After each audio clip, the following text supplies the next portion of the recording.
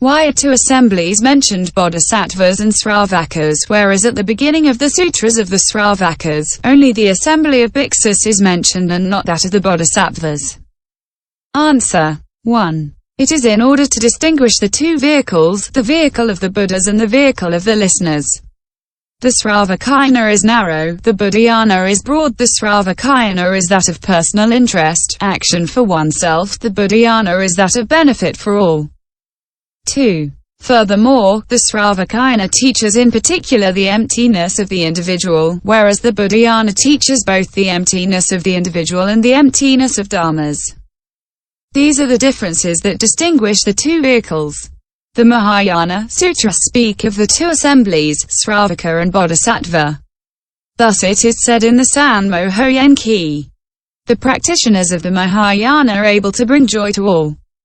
They bring benefit by means of the true Dharma and cause the supreme path to be found.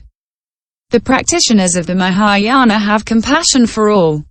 They give their head and their eyes and sacrifice them like a wisp of straw. The practitioners of the Mahayana observe the pure precepts.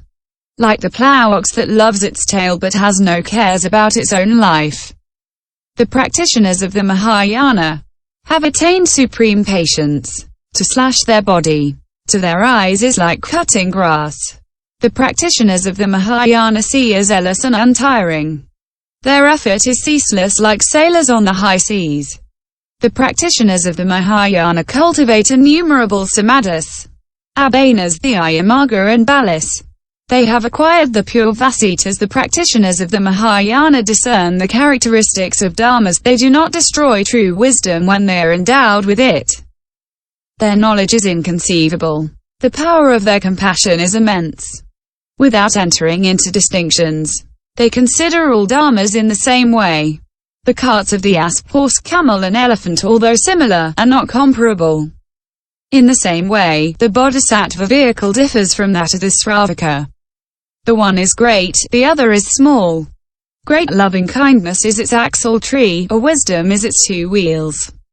Energy is its steed. Discipline and the samadhis are its nails. Patience and shame are its timbering, the dharanis are its reins.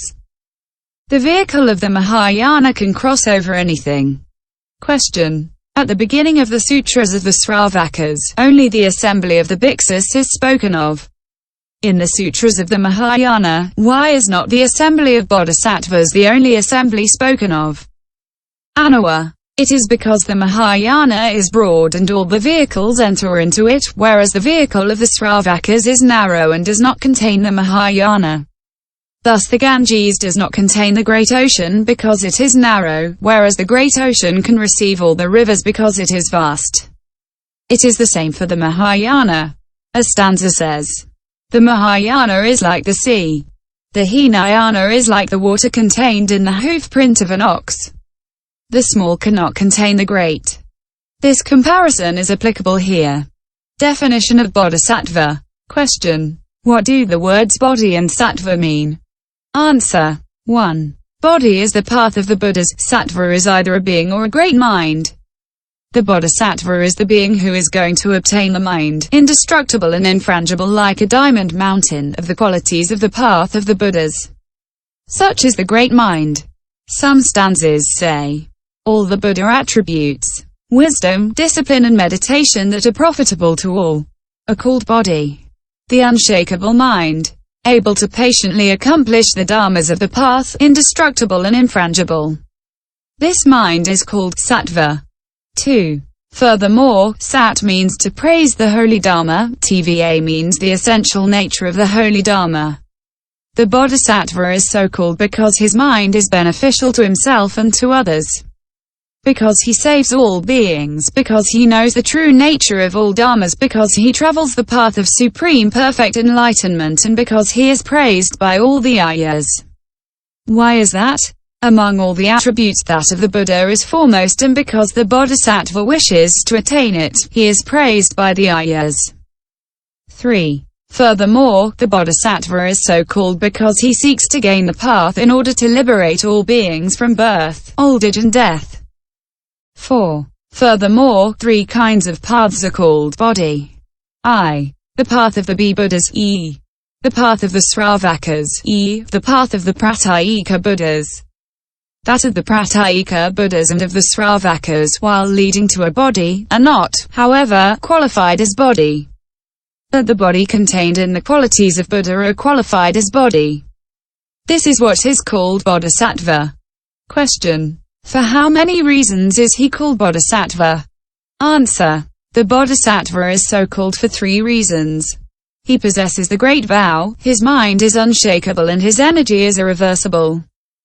Furthermore, some say that he is called Bodhisattva starting from the first production of the mind of Bodhi, when he made the vow to become Buddha and to save all beings. A stanza says, when, at the moment of the first Sitotpada, he made the vow to become Buddha, he has surpassed all the universes, and is worthy to be venerated by men. He is called Bodhisattva during the interval of time starting from the first production of mind up to the 9th uninterrupted path when he enters into the diamond concentration. Regressing or non-regressing Bodhisattva. There are 2 kinds of Bodhisattvas, with regression or without regression, as is the case for the arhats who are susceptible of falling back or not susceptible of falling back. The non-regressing bodhisattvas are called the true bodhisattvas, for they are it truly. The others, the bodhisattvas susceptible of falling back, are called bodhisattva by extension. In the same way, those who have found the fourfold path are called the true assembly, for they are really it. The others, those who have not found the path, are called assembly by extension. Question. How do we know whether a bodhisattva is with regression or without regression? Answer. In the Prajnaparamita, in the chapter of the Apipothe, the Buddha himself defined the characteristics. Regression has such and such